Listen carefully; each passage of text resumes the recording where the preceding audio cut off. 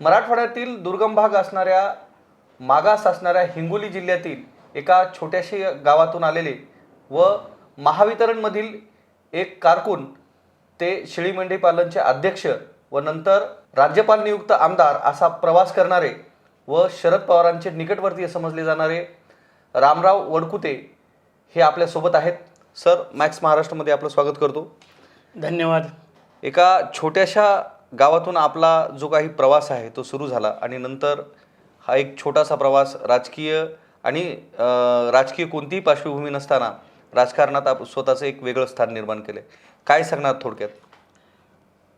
साहेब, असं आहे की ज्या कुटुंबात मी जन्मलो अतिशय गरीब कुटुंब होतं आणि ते बघितल्यानंतर सगळे नातेवाईकांची परिस्थिती बघितल्यानंतर या आपल्या लोकशाहीमध्ये आणि स्वातंत्र्यमय राज्यामध्ये आपल्या सर्व समाजाची काय परिस्थिती आहे ह्या सगळ्या गोष्टीची जाणीव झाल्यावर आपण लोकांकरता समाजाकरता स्वतःसाठी स्वतः जगतच राहतं, पण लोकांकरता काही केलं पाहिजे आणि म्हणून आपण घेतलेलं शिक्षण लोकांच्या उपयोगी पडलं पाहिजे या उद्देशानं मी सामाजिक काम सुरू केलं होतं.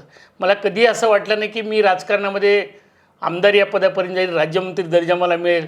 मी कधी असं स्वप्नसुद्धा पाहिलं नव्हतं, परंतु नशिबाची साथ, कामाची साथ, योग्य नेतृत्वानं दिलेली माझ्या कामाची पावती, यामुळं मी त्या जे काही आपण सांगितलं मला की आपण या पदापर्यंत पोहोचलो, हे फक्त लोकांच्या आशीर्वादाचा भाग आहे. मी केलेलं कार्याची पावती आहे, एवढंच त्याच्या पाठीमागचं कारण आहे. एका ग्रामीण भागातील धनगराचा मुलगा ग्रामीण वाडी तांडी वस्त्यावर जे काही कुटुंब आहे, पाहुणे रावणे, जे वातावरण गेलं आणि त्यानंतर शिक्षणासाठी आपण BSc परभणी या शहरात दाखल झालात. त्या शिक्षणाच्या कालावधीमधले आपल्या काही आठवणी आहेत का? खूप काही आठवणीत. प्रश्न असा आहे की मी विदर्भामध्ये 8वी ते 10वीपर्यंत पुसद तालुक्यामध्ये गव्हर्मेंट हॉस्टेलमध्ये माझी मॅट्रिकपर्यंत शिक्षण झालं. तिथं मी डिस्टिंक्शनमध्ये पास झालो. त्याच्यानंतर मला परभणीमध्ये शिक्षणासाठी जावं लागलं आणि परभणीमध्ये शिक्षणासाठी गेल्यावर एवढ्या अनंत अडचणी होत्या. आर्थिक परिस्थिती बरोबर नसल्यामुळं मला दुसऱ्यांच्या घरी पोरांच्या शिकवण्या कराव्या लागल्या. त्या शिकवण्या करून मी माझं तर शिक्षण घेतलंच, परंतु माझ्यानंतरचे जे छोटे भाऊ होते त्यांचं शिक्षणसुद्धा मला करावं लागलं. माझा छोटा भाऊ मी मेडिकल ऑफिसर केलं, ते डिस्ट्रिक्ट TV ऑफिसर म्हणून रिटायर्ड झाले. छोटा भाऊसुद्धा मी शटल केला. हे सर्व कुटुंब हे करत असताना खूप ज्या अडचणी आल्या त्याच्यावर पूर्णपणे माझ्या कार्यातून मी मात करण्याचा प्रयत्न केला आणि त्याला लोकांचा आशीर्वाद मिळाला. नोकरीतून निवृत्ती घेतली. 1991 साली आपण नोकरी सोडली आणि राजकारणात जाण्याचा निर्णय घेतला. मात्र सर्वसामान्य जीवन जगत असताना समाजकारणात न जाता थेट राजकारणात जाण्याचा का निर्णय घेतला? नोकरी सोडण्याचा निर्णय आपल्याला योग्य वाटला का? नाही, आपण 91ला नाही, मी 99ला नोकरी सोडली. परंतु मी नोकरीमध्ये असताना 1986ला पहिल्यांदा समाजाचा मेळावा घेतला. माननीय शंकररावजी चव्हाण मुख्यमंत्री होते आणि समाजासाठी काही मागण्या मांडायच्या या उद्देशानं परभणी इथे पहिल्यांदा तो मेळावा घेतला. मी नोकरीमध्ये असतानाच माझं मन नोकरीमध्ये रमत नव्हतं. समाजासाठी काहीतरी करायचं, गोरगरिबासाठी करायचं. आपण ज्या समाजात जन्मलो त्याच्यासाठी तर करायचंच, परंतु इतरही समाज जे आपल्या दूर आहेत, जे त्यांच्या विकासापासून दूर आहेत, अशा लोकांना त्यांच्या प्रवाहामध्ये आणण्यासाठी जे जे काय करता येईल. समाजाचं काम केलं तर समाजाचं म्हणून नाही, पण जे लोक अन्यायाविरुद्ध ज्यांच्यावर त्यांचा विकास नाही अशा लोकांना बरोबर घेऊन चालण्याचं म्हणून मी OBC संघटनेचं सुद्धा काम सुरू केलं आणि समाजकार्य सुरू केलं होतं. 99पर्यंत मी राजकारणात नव्हतो, समाजकार्यच करत होतो. मी माननीय भुजबळ साहेबांच्या समता परिषदसुद्धा राज्याचा पदाधिकारी म्हणून काम केलेलं आहे आणि म्हणून ज्या लोकांवर विकासापासून कोसो दूर आहेत, मग ते बंजारा असतील, आदिवासी असतील, ह्या लोकांसाठी काम करायचं, शेड्यूल कास्ट असतील. परभणीमध्ये ज्यावेळेस मुलं जळाली होती त्यावेळेस मी आतोनात खूप काही मेहनत करून जेवढी मदत करता येईल तेवढी केलं. म्हणजे सर्वच समाजासाठी आपण काम करण्याचा असा उचलला होता. राजकारणामध्ये आपण ज्यावेळेस आला तर निवडणुकीचा अनुभव राजकारणामध्ये पहिल्यांदा आपल्याला कुठं आला? नाही, मला राजकारणामध्ये अचानक यावं लागलं. मी हे समाजाचे काम करत असताना कुठल्या तरी आमदाराची मदत लागते म्हणून माननीय सुरेश वरपुडकरांच्या बरोबर त्यांचा सहकारी म्हणून काम करत होतो. लोकांचे प्रश्न सोडत असताना सुरेश वरपुडकरची मदत घेत होतो. परंतु नरसिंह कारखान्याची निवडणूक लागल्यानंतर वरपुडकर साहेबाला धनगर समाजातला भटका विमुक्तला चांगला उमेदवार मिळून गेला आणि म्हणून अचानकपणे 3 वाजता फॉर्म भरायचा असताना 2:30 वाजता त्यांनी मला आदेश दिले की तुझा कारखान्यासाठी फॉर्म भरायचा. मला याच्या आधी कुठलाही राजकारणाचा गंध नव्हता, समाजकार्य करत होतो आणि त्या ठिकाणी मला आनंद झाला की पूर्ण पॅनॉलमध्ये सगळ्यात जास्त मतदान मला पॅनॉलमध्ये मिळालं आणि त्या ठिकाणी पहिली माझी राजकारणातली एंट्री आहे. शरद पवारांच्या राजकारणाचा आपल्यावर बराचसा छाप आहे. राष्ट्रवादी काँग्रेसचा आपला प्रवास, राष्ट्रवादी काँग्रेसमधून सुरुवात आणि नंतर भाजपापर्यंतचा आपला प्रवास आहे. राष्ट्रवादी का सोडली? नाही, विषय असा आहे की मी सामाजिक काम करत असताना राज्य पातळीवर माजी मंत्री शिवाजीराव शेंडगे यांच्यावर सामाजिक काम करायचो आणि मग त्यांच्यावर काम करत असताना समाजाचे प्रश्न घेऊन शिवाजीराव बापू शेंडगेबरोबर आम्ही माननीय त्यावेळेसचे मुख्यमंत्री शरदचंद्रजी पवार असतील त्यांच्याकडे जात होतो. त्यांनी ज्या पद्धतीने मी तरुण वयामध्ये होतो, जे काम करत होतो ते पाहिलं आणि त्यांनी शेंडगे साहेबाला सांगितलं की तुमच्याबरोबर या मुलाला राजकारणामध्ये आणा. आणि म्हणून मग त्यांनी पहिल्यांदा मी न मागता, पहिली वेळ अशी की कोणाला एखादं छोटं पदसुद्धा मागावं लागते, मला राज्यमंत्रीपद महामंडळाचा अध्यक्ष परभणीला फोन करून बोलवलं आणि देण्यात आलं. एवढा मला माननीय शिवाजीराव शेंडगेंनी केलेली मदत आहे ती पवारसाहेबांच्या माध्यमातून त्यांनी केली. आणि म्हणून माझ्यासारख्या माणसाला पहिल्यांदा कुठलीही निवडणूक लढवता, कारखान्याची एक सोडली निवडणूक तर कुठलीही निवडणूक न लढवता मला राज्यमंत्रीपद भेटण्याचं पहिलं भाग्य मला लाभलं. हिंगोली लोकसभा मतदारसंघातील कळमनुरी विधानसभा मतदारसंघामध्ये आपण 2004मध्ये पहिल्यांदा निवडणूक लढवलात. काय अनुभव होता? त्यानंतर आपण महानंदची सुद्धा निवडणूक लढवलात. दोघांमधलं काय अंतर आहे? नाही, विषय असा आहे की माझं महामंडळाचं काम पाहून माननीय पवारसाहेबाला समाजातील काही आमदार असावं असं वाटलं आणि अचानकपणे 15 ते 20 दिवसच आधी, मला आधी कल्पना दिली नाही, काय नाही, मला स्पष्ट त्यांनी सांगितले की तुला कळमनुरी विधानसभेतून निवडणूक लढवायची. मी त्यांना विनंती केली की मी तिथं कधी गेलो नाही, मी परभणीमध्ये राहतो. ते म्हणले काय हरकत नाही, तू तिथं लढव, शक्यता आहे माहिती सर्वेनुसार तू निवडूनसुद्धा येऊ शकतो.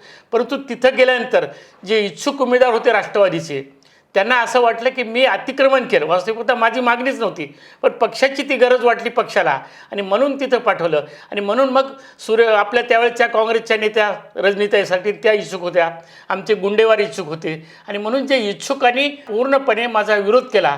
आणि मी नवीन असल्यामुळं कोण पक्षाचा आणि कोण आहे, माझ्याकडे बूथ अध्यक्षसुद्धा बऱ्याच बूथवर एजंट नव्हते आणि म्हणून मी जरी 50,000 मतदान घेतलं, मी थोड्या फरकानं हारलो, परंतु मला खात्री आहे की बोगस मतदान जर माझ्या बूथवर माणसं असती तर बोगस मतदान झालं असतं तर मी पराभूत झालो नसतो. म्हणजे मी विजयीच आहे असं म्हणलं तर चुकीचं होणार नाही, अशी त्यावेळची परिस्थिती आहे. त्यानंतरही आपल्याला पुन्हा याच्यावर अध्यक्षपद म्हणून शेळी मेंढीपालनचं देण्यात आलं.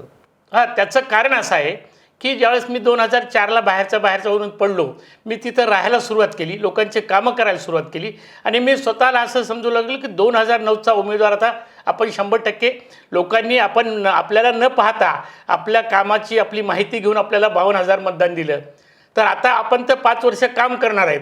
आणि म्हणून त्या ठिकाणी मी राहायला गेलो, का लोकांच्यामध्ये मिसळलो, लोकांचे कामं केले, लोकांचे सुखदुःख समजून घेतले, लोकांना मदत केली आणि 2009ला पूर्णपणे निवडणूक लढवायची अशा बेसिसनं काम केलं. माझे जे आपल्याला इच्छा असते ती जागृत झाली आणि आपण 2009ला कुठल्याही परिस्थितीत आमदार होणार अशी खुणगाठ बांधली.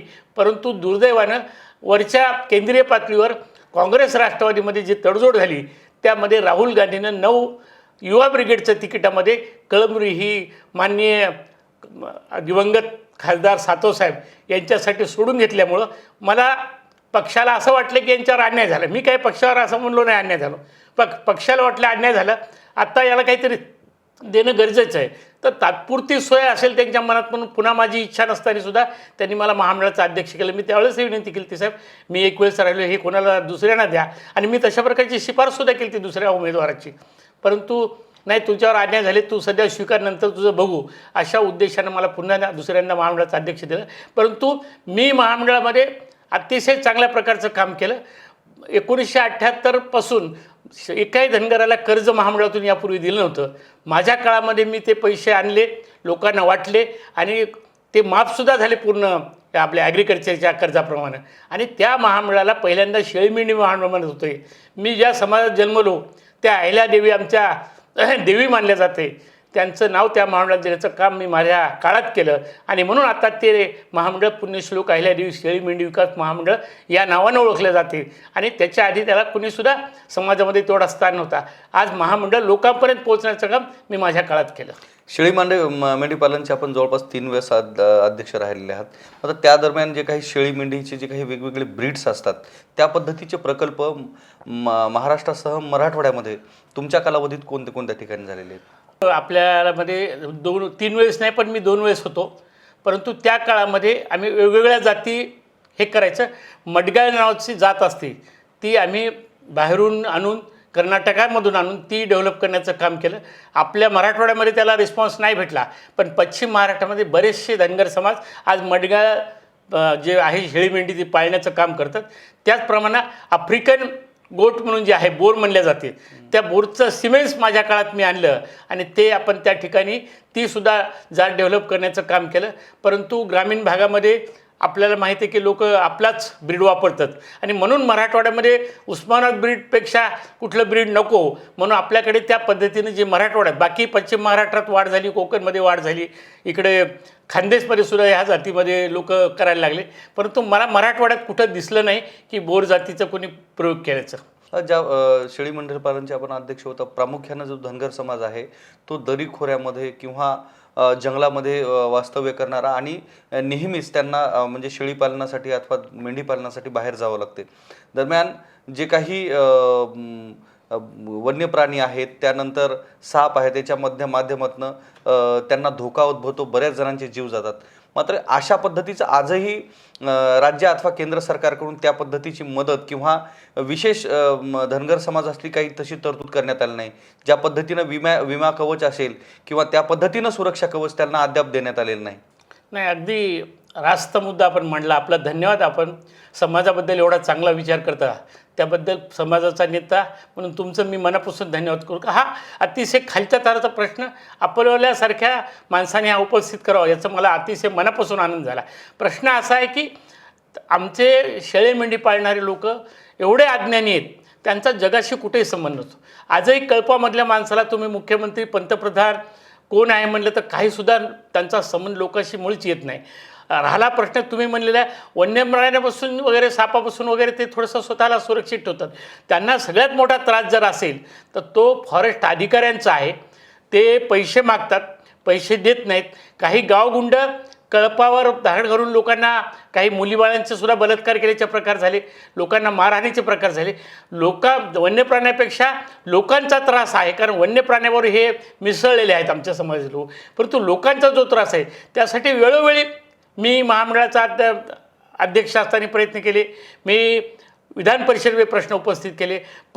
काल पुन्हा माननीय या राज्याचे महसूल आणि पशुसंवर्धन मंत्री विखे पाटील, परवा आमची बैठकसुद्धा महामंडळाच्या बाबतीत आणि मेंढपाळाच्या बाबतीत झाली. आमचं तेच म्हणणं आहे की मेंढपाळाला लोकांपासून संरक्षण देण्यासाठी त्यांना परवाने द्यावे, कारण त्यांच्यावर अत्याचार केले जातात, त्यांच्या मुलीवर अत्याचार केले जातात आणि त्यांच्या मुलासाठी ते भटकत राहतात. त्यांच्या मुलासाठी वेगळी शाळा असावी. आणि पावसाळ्यामध्ये लोक त्यांना शेतात येऊ देत नाहीत. उन्हाळ्यामध्ये लोक बोलवतात, सन्मानानं त्यांना अन्नधान्य देतात, आपल्या शेतात बसवायला लावतात, एवढं उपयोगी शेताचं काम करतात. पण पावसाळा आले की लोक त्यांना अंगावर धावून जातात. आणि म्हणून आम्ही सरकारला म्हणलं की काही जंगलं तुम्ही पावसाळ्यापूर्वी लोकांना उपलब्ध करून द्या, जेणेकरून त्यांना त्यांची उपजीविका करता येईल. हा पाठीमागं वेळोवेळी प्रयत्न करावा, पण सरकारने पाहिजे तसं अजूनसुद्धा त्यामध्ये लक्ष घालत नाही. परंतु आता माननीय देवेंद्रजी फडणवीस साहेब असतील, यांनी आम्हाला एक 13 आदिवासीप्रमाणे 13 सवलती दिल्या. त्या सवलतीचा लाभ चांगल्या प्रकारे सगळं होणार आहे. आमचे मेंढपाळांचे मुलं इंग्रजी स्कूलमध्ये शिकायला लागली. आता नव्यानेच देवेंद्रजी फडणवीस विखे साहेबांनी 10,000 कोटीचं बजेट तरतूद मेंढपाळासाठी करण्याचं काम केलं. मला त्याच्यातली पूर्ण माहिती अजून उपलब्ध ऑफिशियली नाही, परंतु अनऑफिशियली कळालं की 75% सबसिडी देण्याचा विचार त्यांचा आहे. एवढ्या प्रकारचा चांगला विचार माननीय एकनाथजी शिंदे, देवेंद्रजी फडणवीस, विखे पाटील साहेब, अजितदादा त्यांच्या राज्यात हे करत असतील तर मी सरकारला त्या निमित्तानं धन्यवाद देईन. परंतु जे काय आपण घोषणा करायला ती कागदावर नव्हतात, ती लवकरात अंमलात आणावी, अशा प्रकारची आपल्या माध्यमातून त्या तिन्ही नेत्यांना मी विनंती करतो. 2014ला आपण राज्यपाल नियुक्त आमदार म्हणून सुद्धा काम केलेलं आहे आणि जर पाहिलं तर आपण मराठवाड्यातील धनगर समाजाचे नेते म्हणून प्रामुख्यानं पाहिलं जाते. आता सध्याच्याला जो काही विषय आहे तो म्हणजे या ठिकाणी वेगवेगळ्या समाजाचा आरक्षणाचा विषय आहे, ज्यामध्ये धनगर आरक्षण या संदर्भात सध्या जागोजाग जे काही तरुण आहेत अथवा धनगर समाज आहे उपोषणासाठी बसतोय, साखळी उपोषण आंदोलन वगैरे चालू आहे. तर धनगर समाजाच्या आरक्षणाविषयी आपल्याला काय वाटतंय? हे बघा, परिस्थिती अशी आहे की सध्या तरुणांची संख्या सगळ्याच समाजामध्ये वाढलेली आहे, बेकारी भयंकर वाढलेली आहे. आणि म्हणून आरक्षणा आज 75 वर्षे झाली तरीसुद्धा आमचे IPS IAS अधिकारी नगण्य आहेत. म्हणजे जे लोक इम्प्लिमेंटेशन एजन्सी म्हणून म्हणले जाते त्याच्यामध्ये आम्हाला कुठंसुद्धा वाटा नाही, तहसीलदार नाहीत, हे सुद्धा म्हणजे शिक्षणाचं प्रमाण कमी असल्यामुळं धनगर समाजाला आरक्षण पाहिजेत आणि घटनेत ते दिले गेलेले. घटनेमध्ये 47 जाती आदिवासीमध्ये आहेत, त्याच्यावर 36 नंबरवर धनगड ही प्रिंटिंग मिस्टेक आहे. हे सगळं साहेब आपल्याला माहीत असेल की जेवढे इंग्रजीचे उच्चार डचे असतील, मग ते बलराम जाखड असेल त्याचं हिंदीमध्ये र होते आणि इंग्रजी लिहिताना डी लिहितात. आपण गंगाखेडच्या रेल्वे स्टेशनला अजूनसुद्धा जाऊन पाहिलं तर तिथं गंगाखेडचं इंग्रजी नाव शेवटचं अक्षर डी आहे, मराठीतलं अक्षर र आहे आणि हा अपभ्रंश झाला. म्हणून आमचं काय म्हणणं आहे, ठीक आहे आता आदिवासी लोकांचं कालच माननीय आदरणीय माजी अध्यक्ष झिरवळ साहेबांनी सांगितलं की धनगर समाजाला आरक्षण द्या, परंतु आम्हाला धक्का लावू नका. मी झिरवळ साहेबांचं पुन्हा मनापासून अभिनंदन करतो की आमचं म्हणणंच नाही तुम्हाला कुठं धक्का लागू द्या. तुम्हाला शाबीत ठेवून सरकारने मार्ग काढून घटनेप्रमाणे आम्हाला जे आरक्षण आहे तो आमचा वाटा आम्हाला मिळावा अशा प्रकारचं. आज राज्यामध्ये आम्ही जरी धनगर समाज असेल तर सर्व जातीबरोबर काम करतो. आज मराठा समाजाचे आंदोलन चालू आहे, त्या ठिकाणी मी 15 आंदोलनात भेट दिली आहे. मराठा समाजातसुद्धा लोकांचं अतिशय वाईट परिस्थिती आहे आणि त्यांनासुद्धा द्यावं म्हणलं. मी OBCचा नेता म्हणून काम करतो, आमची तीच भूमिका आम्ही त्यांना सांगितलं की तुम्हाला दिले पाहिजे, या मताचे आम्ही आहेत, परंतु आमच्या वाट्यात न घेता तुम्ही आमचे मोठे भाऊ आहेत, आम्ही सरकारला एकत्र मिळून मांडू आणि एक नवीन तरतूद करून आमचा वाटा न घेता तुम्हालासुद्धा आरक्षण मिळालं या भूमिकेचा तुनसुद्धा मी स्वतः आणि OBCचा नेता म्हणून सुद्धा आहे. मराठ्यांना OBCतून आरक्षण मिळायला पाहिजे का? OBCचे नेते आहात आपण, काय वाटते? नाही, मला मराठा समाजाला आरक्षण मिळायला पाहिजे या भावनेचं आहे, पण असलेल्यातून न देता नव्यानं तरतूद करून द्यावं. कारण असलेल्या लोकांवर अन्याय न होता एक नव्यानं वाट काढून, जसं मान्य देवेंद्रजीनं 15-16% नव्यानं तरतूद केली होती, कुणालाही तरी वाटेल का असले आपल्या खिशातले काढून पैसे दुसऱ्याला द्यावं, नवीन तरतूद करून त्यांना द्यावं. ही सगळ्याच OBCची, माझीच नाही, सगळ्या OBCची एकच मागणी आहे की मराठा समाजाला आरक्षण द्या, आमचा त्याला पाठिंबा राहील, पण तो आमचा हक्क मारू नका, एवढंच त्याच्या पाठिंबाचा उद्देश. या पद्धतीनं OBC नेता म्हणून असं लेखी काही आपण दिलेले आहे का मंत्रिमंडळाकडे? तसा प्रस्ताव बरेच वेळेस लेखी दिलेले. परवा आमची 15 दिवसापूर्वी OBC नेत्यांची राज्याची सह्याद्रीवर बैठक झाली. माननीय मुख्यमंत्री एकनाथजी शिंदे, उपमुख्यमंत्री देवेंद्रजी फडणवीस, अजितदादा, माननीय छगन भुजबळ, मागासवर्गीयाचे कल्याण मंत्री साहेब त्या ठिकाणी, हे सर्व मंत्री त्या ठिकाणी होते आणि समाजाचे OBCचे नेते म्हणून कुटे साहेब होते, प्रकाश शेंडगे होते, मी होतो, परिणय फुके होते, असे बरेचसे OBCचे जे कुणबी समाजाचे विदर्भातले नेते आहेत ते सुद्धा होते. सगळ्यांचा त्या ठिकाणी स्पष्टपणे अजेंडामध्ये घेतलेला आहे की मराठा समाजाला आरक्षण द्या, पण ते सरसकट जे OBCमधून सर्टिफिकेट मागतात ते न देता तुम्ही त्या ठिकाणी नवीन काय कायद्यामध्ये तुम्हाला बसवता येईल त्याप्रमाणे बसून आमचा वाटा न हटवता आम्हाला आहे आमचा वाटा तसा ठेवून त्या मराठा समाजाला आरक्षण द्यावं अशा प्रकारचा निर्णय त्या ठिकाणी जाहीर केला. आम्ही सगळे राज्यातल्या पूर्ण संघटना आणि आम्ही स्वतः त्या ठिकाणी होतो. आणि जेव्हा मराठी समाजाने मागायला सुरुवात केली, मी समता परिषदचा राज्याचा नेता होतो भुजबळ साहेबांवर, त्यांच्या नेतृत्वात काम करत होतो, त्यावेळेस शिवाजी पार्कवर स्वतः पहिला मेळावा 2 लाखाचा झाला आणि त्यावेळेस आम्ही भूमिका सांगितली की मराठा समाजाला आरक्षण द्या, कारण आम्ही गावोगावी फिरतो, आम्हाला माहीत आहे मराठा समाजाचीसुद्धा परिस्थिती बिकट आहे, परंतु आमचा हिस्सा न देता एक नव्यानं तरतूद करून त्यांना आरक्षण द्या. ही भूमिका आम्ही 2.5 ते 3 म्हणजे 4-5 वर्षापूर्वी जेव्हा सुरुवात झाली होती मराठा आरक्षण मागणी, त्यावेळेसच घेतलेली भूमिका आहे. शेवटचा प्रश्न, येत्या काही कालावधीतच लोकसभा निवडणुका लागण्याची शक्यता आहे आणि हिंगोली लोकसभेविषयी आपली काय भावना आहे? आपण त्या हिंगोली लोकसभेच्या जी काही जागा आहे त्याविषयी आग्रही आहात असं समजतं? बघा, प्रश्न असा आहे की स्वातंत्र्य झाल्यापासून धनगर समाजाचा एकही उमेदवार लोकसभेमध्ये गेला नाही. भाजपच्या काळात पहिल्यांदा राज्यसभेवर आमच्या विकास महात्म्यानं दिलं आणि योगायोगानं पक्षांनी माझ्याकडे 2 वर्षापूर्वी जे काम सुरू केलं त्यावेळेस लोकसभा प्रवासाचं माझं संयोजक केलं, निवडणूक प्रमुख केला आता आणि लोकसभेचा प्रभारी केलं. आणि मी सातत्यानं समाजाने फिरतो, समाजाची सुद्धा अपेक्षा आहे आणि माझीसुद्धा अपेक्षा आहे की जर पक्षांनी संधी दिली तर मी लोकसभेचा उमेदवार चांगल्या प्रकारचा होऊ शकतो, कारण मी लोकांमध्ये 25 वर्षापासून मिसळलेला आहे, लोकांचे सुख जाणतो, सर्व छोट्या समाजाला घेऊन चालत असतो. परंतु जरी नाही दिलं तर पक्षाने आज माझ्यावर जबाबदारी दिलेली निवडणूक प्रमुख म्हणून, मला उमेदवार निवडून आणण्याची सुद्धा तेवढी जबाबदारी आहे. मी दिलं तरच मी निवडून आणणार असं नाही. मी पक्षाचा एकनिष्ठ कार्यकर्ता, ज्या पक्षात राहील त्या ठिकाणी आपण सातत्याने इमानदारीने काम करत असतो. म्हणून मला दिलं दुधात साखर, नाही दिलं तरी मी लोकसभेचा हिंगोलीचा उमेदवार निवडून आणणार म्हणजे आणणार, हा माझा तुम्हाला शब्द आहे. एकूणच दरीखोऱ्यातील धनगर समाजाचा आवाज असणारे व मराठवाड्यातील विविध धनगरांचे जे प्रश्न आहेत, त्यांच्या अडचणी आहेत, ह्या सरकारसमोर मांडणारे व राष्ट्रवादी काँग्रेस ते भाजपा असा प्रवास करणारे रामराव वडकुते हे आपल्यासोबत होते. एकूणच यांच्या पुढील राजकीय प्रवासासाठी आपण शुभेच्छा देऊ आणि विराम घेऊ. नमस्कार. धन्यवाद.